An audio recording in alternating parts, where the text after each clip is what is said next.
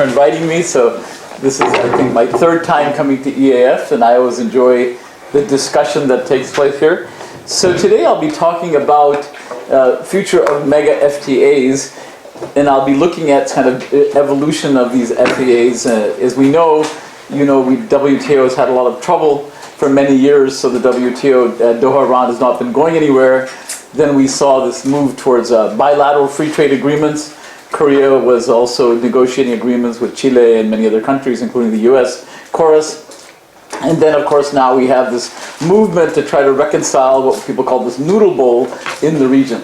So I think it's a bit weak. So, yeah, sorry, it does work. Yeah. So basically what I want to begin with is look at these Mega-FTAs, look at the big picture of what's going on. And I think there are several things that are interesting. One is what's happening with APEC, and the answer is not much is happening with APEC. Fortunately, at the APEC Study Center, we do more than just APEC. Otherwise, I'd have nothing to do. So we also look at other kinds of agreements and so on. Then we're going to look at this new development, RCEP, which is being negotiated right now. The latest meeting just took place in Busan in October last month. And then we had the TPP, which has only been recently concluded, and of which Korea is not a member, as you know. So we'll talk a little bit about that. Then we'll discuss this question of can TPP and RCEP be reconciled? So the question is, how might these agreements fit together? So some of this I've spoken about here at EAF, but today I'm going to focus quite a bit on TTIP. I just attended, we did a conference in Berkeley in May of this year on TTIP and looking at this negotiation between the US and EU, which I think are very critical. And then we just had a second meeting just last month in Brussels with a lot of Commission officials talking about what's TTIP, how's it going, what are the problems. So I've been working a lot with an economist named Simon Evnet on these issues of negotiation of TTIP, looking at this negotiation between the US and EU, what that might mean. So I'll conclude with some thoughts about high politics. So let's see. Is there any way you can, the clicker doesn't work, thank you. Is there any way I can get this to work? I like to have control. There. Look, don't touch it? Don't touch it. Okay. Verify. Yeah, okay. It's working. Good. It's working. Chang'an, could I get you to sit over there? Should I help carry your sandwich? Sorry. Okay. Okay. There we go. Okay. Thank you, Rick. So basically, if we look at the big picture, we've had kind of APEC for a long time, and then we've had this negotiation within APEC. We've had a decision. India has an interesting position. It's not in APEC, but it is in RCEP. So.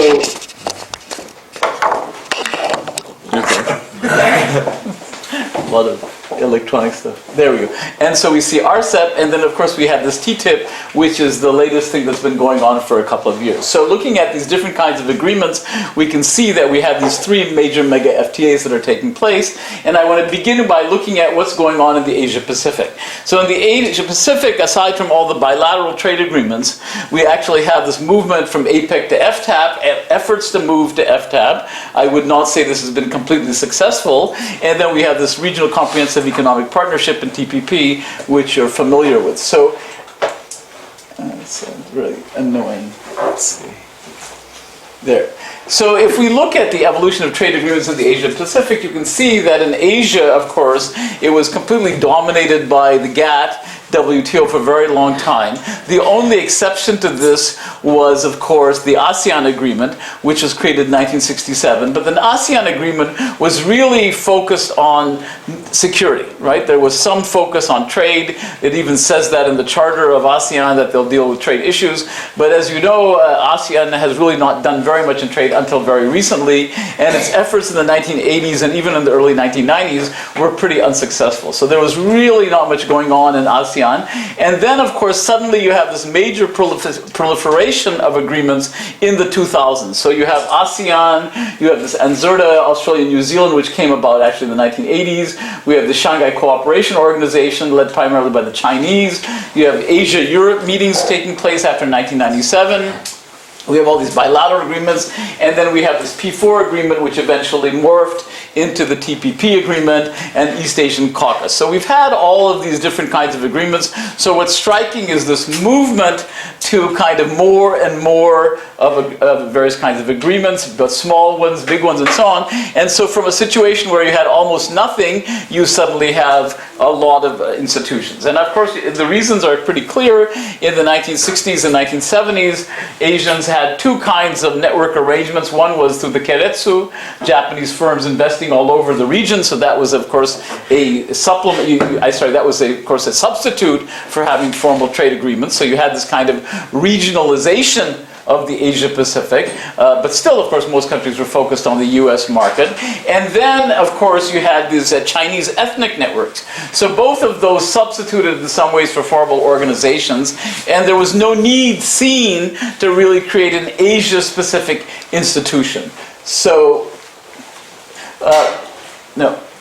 Yeah. So, is there any way to give me your clicker? Maybe your clicker is better than mine. Can you switch clickers? No, just put the clicker in the back. You have a clicker. Maybe your clicker is stronger.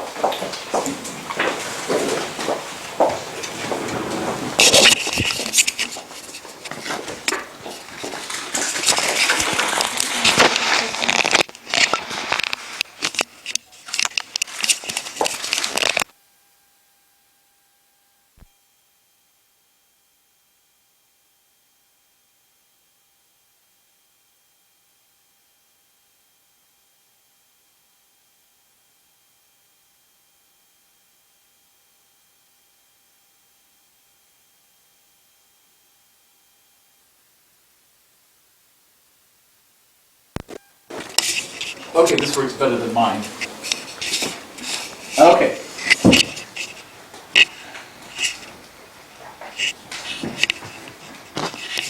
Okay. All right. So as you know, APEC was formed in 1989. There was this effort to use APEC as an instrument of trade liberalization. And of course, there was a lot of discussion. And the most interesting thing is, of course, that the US was originally very keen on creating an FTAP, right, a free trade area of the Asia Pacific. The US was interested in doing that. There was a big study to try to move APEC towards an FTAP. I was very critical of that. Some other people were very critical of that. People like Fred Bergson were very keen on it, and they did kind of endorse this FTAP. But basically, the US lost interest because FTAP didn't seem to be going anywhere. And then, of course, the Chinese became the new proponent of FTAP, right? So there was a feasibility study, and the Chinese then suddenly said in 2004, just a year ago, they endorsed FTAP, back to feasibility study, and then they talked about how FTAP would be much better. But my view is that, of course, this FTAP idea now, as promoted by the Chinese, is really not a plot, but it's kind of trying to cope with the fact that TPP was moving forward. So if you think about why is it that the Chinese suddenly have this newfound interest in FTAP, I think that's the main reason why they're doing that. So now if we look at the next issue, if we look at RCEP, we see that we have ASEAN integration, and there's actually initially very little institutionalization in Asia and among the ASEAN members. In ASEAN you see, but outside of that you don't. And then ASEAN, which has been trying to be the dominant player in terms of trade agreements, it then negotiates these FTAs with China, Japan, all these countries that you see here. But at the same time, you also have Singapore negotiating its own trade agreements and so on. So that is kind of a bizarre kind of arrangement. It's almost as if the EU is negotiating with, let's say, Japan or India or Korea, and at the same time you have Britain and France negotiating separately. So this is kind of a strange thing, which shows that ASEAN has not been very unified in its approach to trade policy. It's been a significant problem of trying to create some coherence. So then we have, of course, these two visions. What should we do so that ASEAN could be linked to the rest of the region? And ASEAN wants to be the driver of this because there's very small countries in the region. They're very concerned that they cannot be dominated by Japan, China, Korea, and the like. So Japanese kept talking about ASEAN plus 6. That is the 10 members of ASEAN plus China, Japan, Korea, and then Australia, New Zealand, and India. So having those 6 members, whereas the Chinese preferred to have ASEAN plus 3 to maintain their influence. So there was a sharp split between the Japanese and Chinese, and strangely enough, Japanese don't win very often these days, but in this case they actually won. They were actually able to get this RCEP launched, and they decided to move forward with it, and the question then is why, and I think the answer is a TPP, which is that the Chinese became very concerned that the US was moving. So this is what I would call kind of a balancing game, institutional balancing game, in the sense that these Chinese have become very concerned about the US movement forward because they're not part of this agreement. Now, what about the prospects for RCEP? So is this a pathway, right? Is this a pathway to getting to FTAP? That's what some people claim. And ASEAN is trying to get these negotiations. They're not going to be completed by 2015. And there are a lot of these challenges. How do you make tariff concessions and so on? What should you do? How do you coordinate with the TPP? And the Chinese have said we're kind of interested. And of course, the China, Japan, South Korea Free Trade Agreement has just restarted. I think it was just last week that they restarted negotiations. And so that's been an impediment to moving forward. So what you see is kind of RCEP moving slowly. And if you think about RCEP tends to be in the American view, I should say, lower standard agreement. Okay? Now, what do we mean by a lower standard agreement? Lower standard agreement means that you are not dealing with all the behind-the-border issues that the Americans would like to deal with, including biologics or dealing with regulatory issues. They would like to deal mainly with tariffs and quotas and those kinds of old-fashioned things, subsidies and the like. Now, if we look at the 10th round in Busan that just took place, there was a lot of lack of enthusiasm, and the Indians are always a problem in these trade negotiations. The Indians were a problem in trade negotiations with ASEAN as well. They were very slow to move forward. They have lots of exceptions. Indonesia also is similar in the sense of not being very liberalizing, and with a very large market. Both of these countries, of course, are marked by huge domestic populations and huge markets, so they don't see the urgency to move forward. Although the Indians are now more and more trying to get involved with East Asia. The other thing is there's a wide variety of development levels in RCEP, which is actually coming from not just RCEP, it's coming from ASEAN, where you have countries like Myanmar and you have countries like Cambodia and Laos and so on. So the question is, what is going to be done for these countries? How might there be differential treatment of these countries within the region? And now there's some pressure at the expense of moving forward quality-wise. So if we look at RCEP, what are the pros and cons? So the pros are you get some kind of an FTA, including less developed economies, right? So that's a good thing, and they'll be part of it. You already have ASEAN, but now they will have better access to both the Indian market if it goes through, as well as to Northeast Asian markets in China, Japan, and Korea. It's going to bolster more trade within Asia. As you know, trade is slowing down somewhat with China's not recession, but slower rate of growth. Anytime China drops below 7%, that's considered a recession for other people, so that's really becoming an issue, and maybe that will be an entry point for this, and maybe Chinese will support this strongly. The problems is also, are there a lot of members that are not included in RCEP, so are they going to get into the agreement? What's going to happen to them?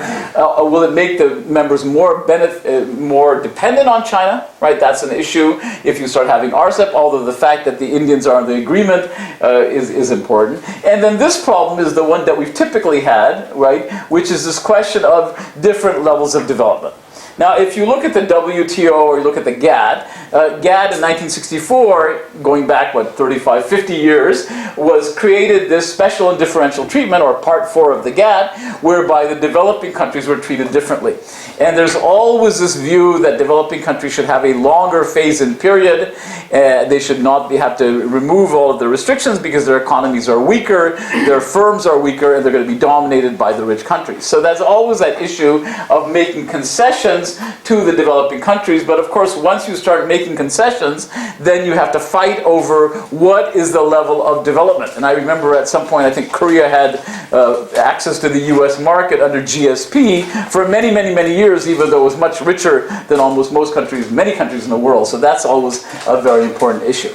Now, if we look at TPP, TPP started out as P4, right? And this P4 initiative, which came around in 2002, it came out as P3, then became P4. And what was very striking is that this P4 seemed like a kind of silly agreement, right? Silly in the sense that it was a bunch of small countries. When the Canadians were asked to join TPP, they refused. They said, we're not interested in some small agreement. Koreans were not interested in this P4 agreement either, and they were very focused on KORUS, having the Korea-US Free Trade Agreement. But what was quite striking is if you look at the kinds of issues that have now made it into TPP, this is not a US list, contrary to what some people think. This is a list that was promoted actually mainly by Singapore, among other countries, and they were very interested in doing all of these things. So if you think about where the action is in trade, it's about IP, it's about entry of people, it's about competition policy, phytosanitary measures, all of these things is where the action is in trade. If you simply remove tariff barriers, that increases trade, but the real impediment to a lot of trade and multinational corporations operating in different countries are these kinds of what we call behind-the-border measures. So I think that's a very central issue. Now, to everyone's surprise, the Bush administration decided to join TPP in September 2008, and that was primarily driven by security concerns. It was actually the initial pivot back to Asia after all this focus on the Middle East, and so the Bush administration decided to do that, and everybody thought this was a bit of a joke. Why would the US want to join 4 little countries and make this the major trade initiative? And then the Obama administration said this will be our central trade initiative, which was seen as even more surprising that the US was very focused on an agreement with P4. But once, of course, the US signaled its interest in this P4 and the name became TPP, suddenly other countries began to join. And, I remember, as I think I mentioned last time when I was here, Chung probably remembers, I talked to some Korean trade negotiators. I said, you better join TPP. This is an interesting thing for you. This is before Japan joined. And they said, look, we're not interested. And they said, why? Well, we have KORUS. Why would we want to do this? And I said, well, because if you join, you can slow down the negotiations. I was sort of joking. That's a good strategy. Get in the negotiations and make unreasonable demands. But they didn't find this to be a reasonable strategy. So they were very, very KORUS focused. And suddenly now there's considerable panic in Korea because Korea is not a member of TPP. TPP has gone forward with Japan and several other countries. And of course, the problem is that the KORUS does not cover some of the issues that is covered in TPP. So Korean firms are particularly interested in actually getting into TPP, and RCEP negotiations are moving smoothly, very slowly. Now, this agreement has not been ratified, and TPP does have the provision for accession. So you can join TPP, right? It's possible to join TPP, but of course, if you're not at the table where the initial rules were set, you're clearly at a disadvantage, right? So the other members can say, oh, well, you want to join, these are the provisions. You can't ask for all these exceptions. Some of Korean agriculture is still very protectionist, despite government policy to help the Korean agricultural sector in various ways. And of course, so that's going to be a problem for a country like Korea. Now, within the US, it's also not obvious that TPP will be passed. I have written an article about TPP and RCEP for the East-West Center, and they said we can't publish it for 1 month until we find out what's going to happen. So I said, that's good, because I want to look like I can predict the future. So the day it's decided to either pass or not pass, my article will be published online immediately discussing this, even though my article is more analytical. So of course there is the big mystery, which has not been resolved, as to whether TPP will actually pass. Okay? I would predict it will pass after some difficulty. Hillary Clinton, of course, did not help much. After years of talking about the pivot to Asia, the importance of TPP, she comes out against TPP in a Bill Clinton-like effort, which is like, I'm against TPP, but if you elect me, I'll fix it. Okay? And that's what Bill Clinton said about NAFTA. So those of you who remember these negotiations, I'm old enough to remember that Bill Clinton's position was great. He said, I'm neither for nor against NAFTA, but if you elect me, I'll manage to make it better. Okay? So essentially, Hillary has learned from her husband on this one. She probably wouldn't like it if I said that, but that's really a very Clinton-esque approach to trade negotiations. On the other hand, she looks pretty hypocritical because for all these years, she's saying this is a great initiative of the United States, and as soon as this passed, and of course she's worried about her left and Bernie Sanders and all of that, which I don't think is a serious threat to her, so maybe she'll change her mind about TPP soon. All right, so what are the issues that we now see in terms of passage that will be controversial? First, there's this issue of biologics. Biologics are these large drugs that are used that are very successful in treatment of things like certain kinds of cancer, in the treatment of eczema, asthma, autoimmune issues. So biologics are very important. And there is a kind of a two-tax system, either 5 or 8 years. Actually, it's not as long as many people feared. So there are a lot of interests that said this is a farmer protection strategy, but as it turns out, it's not a very long period. Some have a delay in implementation like Vietnam, but some people are worried that this difference in two-track may lead to different regulatory divergence in how TPP operates. So there are people worried about that. There are a lot of IP rules and penalties. You can now no longer go to a movie and take a video of the movie, and if you do that, you can be criminally prosecuted for taking a video inside a movie. That was an American idea, because of course if you look on the internet, you can watch all of these movies before they've been released. I remember once I was visiting India and my cousin said, "Do you want to watch a movie?" I said, "Sure, let's watch a movie." And we watched this movie. I said, "Yeah, it's pretty good." And it was going to be released in a month. Right? So I said, wow, India's really advanced. You already have the movie. It's not even released in the theater, and I already watched the movie. So I had engaged in an illegal watching of this movie. I was not responsible, so I don't have to be in trouble. All right, now, the most important issue is this investor-state dispute. And we're going to talk about that in the context of TTIP. If you look at investor-state dispute issue, this has become a very hot topic in trade these days, right? So it's not just about looking at these kind of bits, bilateral investment treaties. Really, the big issue is, can foreign investors, multinationals, sue countries? And this became very controversial. It's very controversial in the TTIP negotiations. It's also controversial in the TPP negotiations. And the real issue is, and there was a tobacco exclusion, because, for example, Australia has very strict rules on selling tobacco, and they have all these pictures, etc. So one could argue that a tobacco company like J.R. Reynolds, I forget, not J.R., something Reynolds, could sue Australia and force them to change their policy on tobacco regulation. Now, under great pressure, including pressure on the U.S. has agreed to exclude tobacco firms, so you cannot sue tobacco firms cannot take advantage of investor-state dispute settlement. They cannot sue on that basis. So that was one exclusion made for them. But still, there's some concern that this may give these companies too much power. And so if you look at the NGOs and activists, they're very concerned, particularly about this, that there is no provision for civil society to really counter this, and yet multinationals now have more ability to sue. And it's not clear that that's entirely accurate. All right, now if we think about what do these things look like, we can think of kind of a country perspective. How many accords should you have? Korea had to think about that. Where should you sequence? Korea first negotiated with Chile because the growing season is different and it's a small country and Korean negotiators want to practice. And then you can look at kind of all these different characteristics. Who's going to be a member? That's very controversial because TPP said when their negotiations were taking place, they said, okay, no more members. In fact, if you think about it, even Canada and Mexico were excluded from the negotiations despite Canadian and Mexican pressure.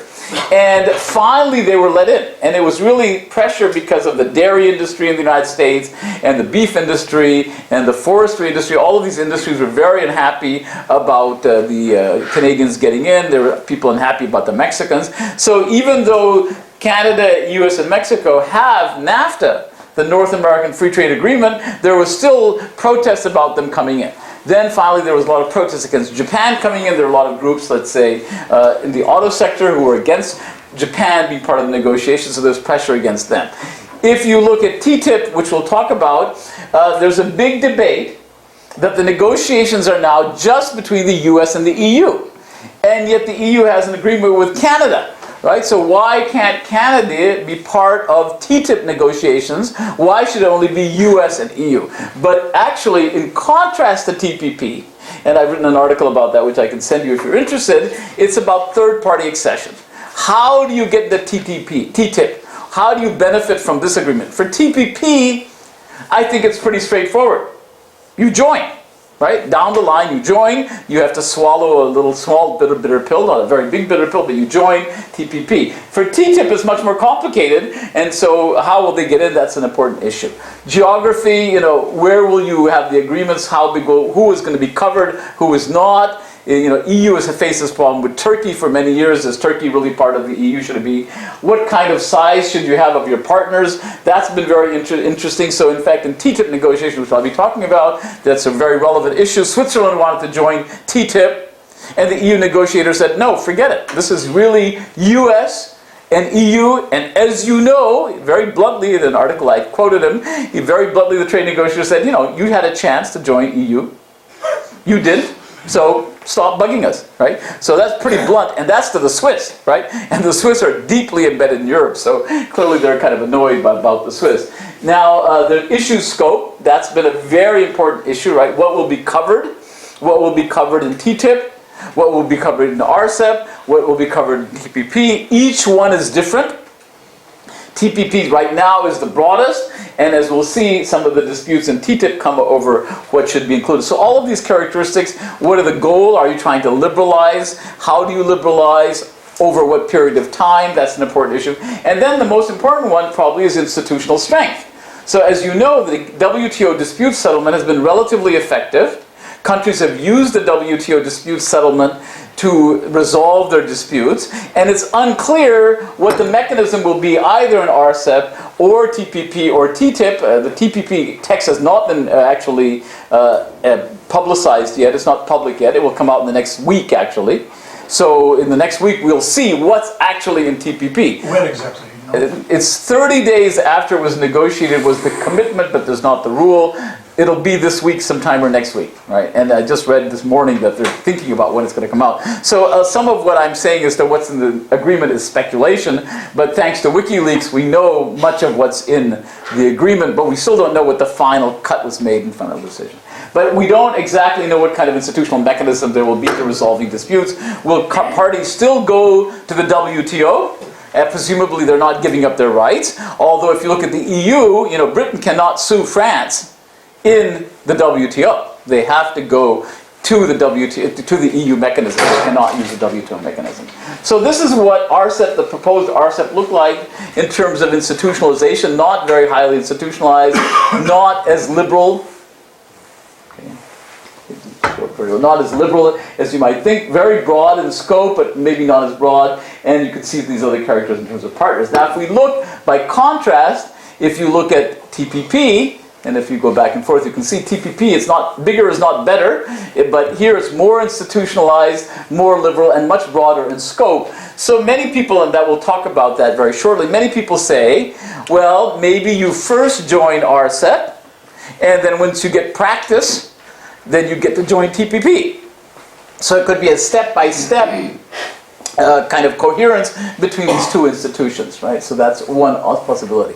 I won't go into this detail about bargaining. I discussed this before. You can go read about it. Basically, you can look at how these agreements develop. You have some basic shock or some changes, and then you have the existing institution. In this case, it's the WTO.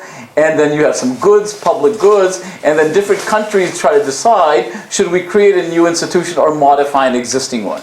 And this kind of analysis actually fits well in looking at AIIB, the Asian Infrastructure Investment Bank, because you already had pre-existing institutions, just as you had in the case of trade. In the case of the AIIB, you had the World Bank, you had the ADB, and why did the Chinese decide to create a new institution instead of modifying the existing one? Well, one answer is because the Americans were blocking increasing the number of shares to the Chinese, and so they were unhappy about that. And in trade, particularly, you look at how many accords you want and the sequencing, but the thing I'm interested in, and the thing many people are interested in, how will these institutions be reconciled? So will AIIB be a complement to ADB and World Bank? Will RCEP and TPP be part of what becomes the big umbrella of FTAP, right? Or will they become the big umbrella of the WTO? Are these really building blocks? That's what everybody used to say about bilateral trade agreements. In fact, the WTO did not really benefit from bilateral trade agreements directly. In fact, it's undermined the WTO's efforts to move forward. So if we think about these options to reconcile institutions, they can be independent. right? They can just do their own thing. Like you can have, environmental organization, and you can have a security organization. They don't have much in common, but of course environment and trade institutions are now becoming more closely related. In fact, there are provisions in the US-Peru bilateral free trade agreement to look at what's negotiated with respect to environmental agreements and create linkage. So that you can have independent organizations, you can have, goes too fast. Overlapping institutions. Some people say that the creation of AIB is going to overlap with other institutions. People also say, well, what's the point of having RCEP and TPP? And some countries are in both. If you look at Japan, for example, it's in both TPP and RCEP. What does that mean? How do you deal with that? Singapore is in both, right?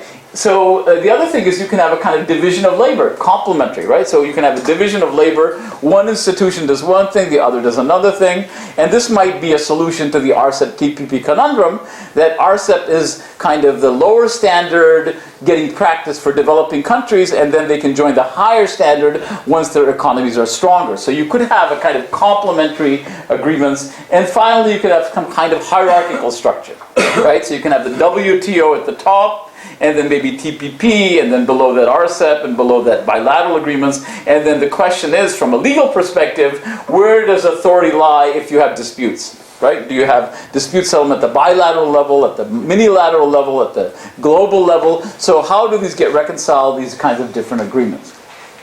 All right. So that's the last thing we can talk about. As I already mentioned it, complementary, maybe a two-stage framework. Maybe developing economies, as I said, start with RCEP and then they can do it. Now, the one experience that we have is not very promising. Because if you look at the EU, they tried to create they had the EU for many years. You had EFTA for many years, going back to the 1960s, when Britain created EFTA with other countries. In 1992, they created EEA, European Economic Area, which was supposed to be an umbrella within which you would have both EU and EFTA. And the idea was that Eastern European countries, right, who wanted to join EU, would first join EFTA and get used to kind of all the things of trade liberalization and democracy promotion, and then they would be able to join the EU under the big umbrella. And we know what happened. EEA actually fell apart. And EU began to dominate, and EFTA members defected and joined EU. So institutional reconciliation is not an easy problem. It's quite difficult to figure out how to relate this. It's not such a simple that you can have FTAP, which is the idea of EEA, and below that you have TPP and RCEP, and somehow this will all, it may be that everybody will leave RCEP and join TPP, once they decide that RCEP is not doing anything or negotiations are moving slowly. So that really is a potential threat. And if China says, hey, we just want to join TPP, forget, the Indians who are annoying because they don't want to negotiate, then suddenly the Indians will be left out in the cold. Right? So that could be a problem. And the Koreans, until they join TPP, are also left out in the cold. They're in the RCEP and not in the other one. Okay. So enough of that. Some of this you've seen before, but now let me just summarize. You can see that RCEP and TPP have been the foci. We can see their standard setting is the new game in town, and how they'll be reconciled is a really important issue, and there are a lot of security overtones, and some of it is created by American politicians selling these agreements in terms of security, right? So the best way to sell an agreement is to say, this is our China strategy. Right? This will change the world. And despite my affection for trade agreements, this is completely a myth that somehow this is better than sending a ship into the South China Sea, or whatever, East Asian, I can never remember what sea it's called, depending on whose sea it is this week. But basically, clearly military power and economic power are related, but to believe that somehow this is going to fundamentally scare the Chinese and transform the global economy and so on, I think is a myth. But of course, that's the way you sell things in the US. And of course, the more you sell it that way, the more the Chinese get annoyed, even though the Chinese are, say, smart enough to realize there's such a thing as domestic audience, and there's such a thing as international, but not everybody can make this distinction. Okay, so let me turn to TTIP. which is the last kind of interesting big mega FTA. And if we look at TTIP, this is something that's been going on since 2013 when the President Barroso of the Commission decided to pursue it. And the interesting thing is, of course, you would think, what's the need for an EU-US trade agreement, right? After all, the EU and the US have relatively low barriers. They both are protectionist in agriculture. The Europeans have the CAP, Common Agricultural Policy, and the Americans have all sorts of farm subsidies and so on. So let things be. Why do you want to interfere? Why do you want to start negotiating? There's a lot of discussion that TTIP is a kind of countering China, right? And countering Asia. And that this is kind of an American-European effort to create a kind of duopoly in the global economy. You have these two huge economies in the world, two largest economies in the world. They get together, I mean, depending on PPP or whatever, but basically two huge economies. They get together and set standards for the world. And they tell everybody else, we're doing it, you can't join, we'll see, but don't even ask us to join, right? So when Switzerland and all these countries have asked to join, the Americans and the Europeans have basically said, forget it, right? There is just no chance that any other country will participate in TTIP negotiations. So these are all centered on NTBs, non-tariff barriers, of behind-the-border issues. Very little focus on tariffs. There's a little bit, but not much. There are 11 rounds so far, and we'll talk about what's happened in that one. So in the paper I've done with Simon Evnet, we've been looking at what are the problems in TTIP. And what we claim is that basically, if you look at this particular Mega-FTA, and TPP to some extent, this is about what? This is about situations where regulators, right? Regulation of pharmacy, regulation of IP, regulation of other kinds of standards that might be there. So you have all these financial regulation. There are all of these regulatory issues. And many of these issues, like Dodd-Frank in finance, have a strong domestic constituency. The banks and the regulators have fought, and they finally came to an agreement, Dodd-Frank. And who is in charge of this agreement? The Treasury, right? So when you have this independent regulators, or you have the Treasury, which is somewhat independent, it becomes a turf battle, right? So basically the Treasury Department does not want USTR, trade representative, to tell them what to do. This is not unlike Korea, where you have the different ministries vying for power. You had this creation of this office of, what was it, the office under the previous agreement, OMTB, what was it called? The Korean Trade Agency that was created?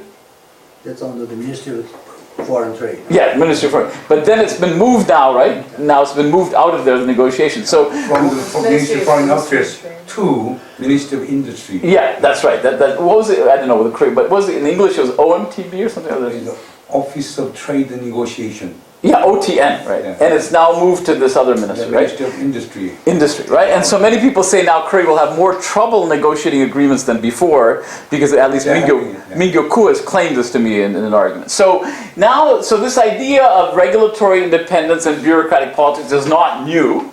Obviously, it's not a new idea. Also, the idea of transnational coalitions goes back to the work of my advisor, Robert Cohen, and others, Carl Kaiser, looking at transnational relations. So when you look at this FTA, who gets the veto, who has competence, who ultimately aggregates? And normally, who aggregates is the USTR, right? So if you give me steel, I'll give you textiles. If you get auto access, if you're Korea, then you have to give beef access, right? Those are the kind of negotiations that took place in chorus. Now it's more complicated because the EU and the US have very strong independent regulatory bodies, and the standards have been set, and they don't want other people's mucking around. So this framework, which I took from Cohen and I and adapted a little bit, is that basically you have these intergovernmental negotiations, but you have this kind of industry-to-industry transnational relations, and you typically have lobbying like this. So if we think of the traditional way we think of trade negotiations,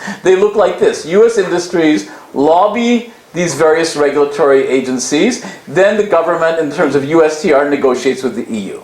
Okay? But that's not what's happening. These guys have built agreements amongst themselves if you look on GMOs, jumping ahead a little bit, on GMOs, there are Europeans who are very pro-GMO because they use GMO feeds for their, poultry and other things, and so they're critical of commission policy or other policy. So it's really, these guys are building a coalition. These guys, of course, are building their own governmental coalitions amongst themselves. Sometimes U.S. industry directly lobbies these regulatory, so I didn't draw all the lines, but basically you have a much more complex negotiating scene. And in a case of EU-US, where the regulatory agencies are so well developed, and on top of that, you have national regulatory authorities within the EU, the negotiations have been very difficult. So in our paper that we just presented recently in Brussels, we looked at kind of two different questions. One, is there an impasse over the scope of the agenda, right? Is what should actually be on the scope? And two, maybe you fight, you agree what the scope is, and then you fight about these measures, right? So so there are two different kinds of problems. Here, you don't even agree whether they should be on the agenda, right? So agenda setting is the conflict here, and digital privacy is very hot, as you know. I don't know if you know about the European, there was a recent lawsuit in which this European lawyer guy from Austria, I think he's from Austria, there was a ruling that safe harbor, which is a provision by which American companies can certify that they're not moving data to the US or they're doing it under guard, has been overturned, right? So that's become a big issue. So let's just look at some issues that are fighting between the EU and US. And here we can see, the Treasury Department is opposed to the inclusion of financial regulation, and they're interested in Dodd-Frank, right? And they're interested here, the EU, there's a general consensus on rulemaking, and they want financial regulations to be included because they believe financial regulations are an impediment to European financial interests, right? So if we see the lobbying groups, we have these, in some cases, these lobbying groups are together. US and European Financial Services, they both agree, and the US Financial Services Association is against the Treasury. Right? So you have this kind of interesting coalition, and they also, financial service industry and insurance, want to change the regulations so that they can access the US market. Meanwhile, there are civil society groups, both in the US and EU, oppose the inclusion and support the Treasury. So you really see a very complicated situation. The US, there was financial linkage efforts, so basically there was an effort by the French to exclude cultural industry, and therefore, basically, the EU says, okay, if you don't discuss regulation, you can't have access to our market, right? So we have this kind of interesting linkage game taking place between the US and the EU on financial. Now, digital privacy and data protection is really a hot topic, right, between the EU. So many people say that, well, you had the safe harbor frameworks, which I can explain. Basically, if you were an American multinational corporation and you were operating in Europe and you wanted to move data from Europe to the United States, you could self-certify after you had gotten safe harbor provision that you could move the data and you are protecting it adequately, right? So that was kind of called safe harbor. Now, the European Court just ruled that no, this is not an adequate protection of European data rights. Okay, so the Europeans have been much more concerned about their data rights. Many people say this is a game, that the Europeans are annoyed. Who dominates this area? US. Google, Facebook, Snapchat, I can go on Twitter, all of these are American companies, right? So they say, look, this has nothing to do with, Europeans like their data much more than the Americans like their data. This is simply trying to throw sands in the American juggernaut, which is going to take over, has taken over Europe. I mean, people search on Google, people use Facebook. And this is a way of going after the American companies and to allow European companies to succeed in the digital business, right? You have companies in Germany, you have companies in France, etc. So but there are, of course, strict data regulation. Then there's this discussion of espionage. I was at a Council on Foreign Relations meeting where I'm not supposed to mention anybody's name, but I can just tell you one very big search company guy, I won't tell you which search company, and one social media company, the chief legal officer was literally screaming at this American guy who was a national intelligence guy and saying, you are screwing it up, you are spying on Americans. And then he said, no, we don't spy on Americans, and everybody laughed. And everybody said, you're a liar. This is not typically consult, this is much more polite. And the search company and the social media company, lawyers were just going crazy, right? Because they said, this is going to damage. Of course. Because if they are not allowed to operate across all these markets, and since I have shares in some of these companies, I'm very keen that they are able to access the Chinese market, as are other investors. But clearly what we might see is the regionalization of the internet. Right? And I'm actually doing a whole project on the regionalization of the internet now. That's my kind of new interest, to look at how these different countries are saying, look, we need to develop our own more localized internet, localized companies. In China, of course, you have lots of companies that do the equivalent of Twitter and Facebook and Google. You have those companies doing very well. And so maybe you'll just have the kind of regionalization of the industry. You have this great Chinese firewall. So maybe this global internet vision, which is a Silicon Valley view of the world, is naive, right? Silicon Valley meets government, and government wins, right? If you want to look at the kind of war taking place. So you can see some industry groups have the same as the US counterpart, Digital Europe, European Services. Civil society groups tend to be against cooperation in this area, and that's an important issue. Now, what about data negotiations? Well, this is very important. Balance between democratic rights, national security, digital commerce. There's a very famous Microsoft case with respect to Ireland, where they did a search and seizure. It's a Fourth Amendment issue under US law, and this person's data is kept on an Irish server, and the question is, the US government says, doesn't matter where the server is, you, the company, Microsoft, control that data, and they said, no, data on a server in Ireland is protected under European law, and we are not forced to turn over data. This is actually in court right now. It's probably going to end up in the Supreme Court, but this is going to be a very important issue.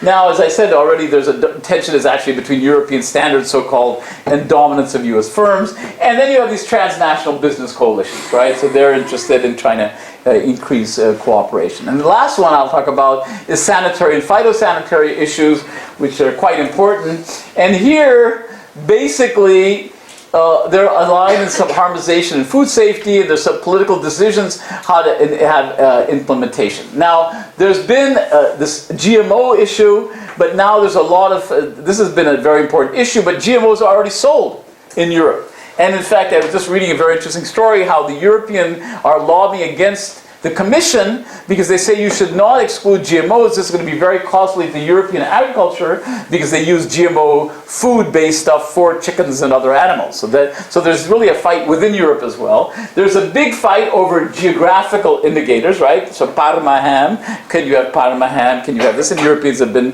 very good at Bordeaux wine, and what does this mean? So geographical indicators are a very hot issue. These are all, I should say, I'm not an expert at any of these areas. They're very complicated issues. There are huge numbers of lawyers working on geographical indicators and GMOs and all of this kind of stuff, getting paid lots more money than I do to discuss how this should be done. So in terms of phytosanitary and sanitary, you have this regulation of food safety. There's been a big fight about chickens, right? Because Americans wash their chickens in chlorine before they go to Europe, and the Europeans say no, but as it turns out, Europeans wash certain things in chlorine too. So many people say this is just fake. This is just a big fight. There are Europeans using chlorine as well in a different context. So why is this an issue? There's some alignment, as I already mentioned, between the U.S. agricultural industries who want to sell GMOs, and the business interests are very active. So what this says, and summarizing, if we look at the latest round, there's a lot of backtracking, a lot of conflict. There probably will be an agreement between the US and EU. I believe there will be an agreement. But there are going to be massive carve-outs, right? Carve-outs means a lot of these things will not be part of the negotiation. Lots of things will be excluded, even though the US wants something, the EU wants something. One by one, they're excluding things, right? And the scope is really very important. Scope of trade negotiations here is very important. It's not even about who's going to do what. It's really about should these be included. So I think just to wrap up, I think this negotiation is particularly interesting, and even more interesting than TPP, because it really shows the edge of what you can do in trade. Okay? So if you think about liberal economists, for them it's simple. open up everything, government procurement and regulation, everything should be the same, one global standard and so on. If you think of the anti-globalization backlash, which comes not only from civil society, but also from companies and other people, they say, listen, the US is different than Europe. European auto protection and environmental protection is very different, and the Americans are so thrilled about Volkswagen cheating using software, because otherwise Europeans always say, oh, we are superior to the Americans don't care about the environment. And ironically, it was an American agency cooperating with an American NGO that caught Volkswagen and unfortunately Porsche and Audi, sell all your stock, this is my advice, basically caught them. So now it's very difficult for the Europeans to say, oh, we're so superior in our regulation to you Americans who have a dirty country where capitalism goes unfettered, because Volkswagen, the great company of Germany, has been caught. So there's a certain mocking which the Americans are very thrilled about. I talked to the American negotiator, said this is the greatest thing that ever happened. That Volkswagen got caught, because now negotiations are so much simpler. Whenever they're annoying, we just say, Volkswagen! They shut up, right? So not completely. But basically, it's become so you can see that these negotiations are very difficult. And I think it really shows where the rubber meets the road, right? You really have this domestic regulatory society. The Americans have always said, oh, we should all live the same way, everybody should have the same regulations. But the Americans don't want anybody interfering with their financial services regulation, right? So suddenly we see the Americans, because of these independent agencies, US FDA, US Agriculture, these agencies are resisting trade negotiations. So a lot of the fight is within the US and within the EU, and not between the US and EU, because in fact they can't even get the negotiations going. So I think that's where we've come to a very interesting point in trade negotiations. So just to wrap up, we can see how will you make progress. We've seen these factors that apply. So basically, is TTIP doomed? Probably not, but clearly there's going to be a lot of exclusion of sectors. So finally, let me just end, because Cheng Moon gets bored by trade. Let me end on high politics. Just for Cheng Moon, is this TTIP about a US-EU response, right? Is this kind of using economics and trade against China? Does this RCEP TPP, is this also a kind of institutional balancing and conflict? More trade-like, is this now standard setting is moving away from the WTO to these trade agreements? Is that where the action is going to be? That's kind of an interesting. And then, of course, is this just the beginning? And AIIB is another example where you will have a China-focused global order, and the Bretton Woods order will be replaced by a Chinese vision of the world. So that's all very much speculation to give you some things to talk about. And thank you very much for inviting me.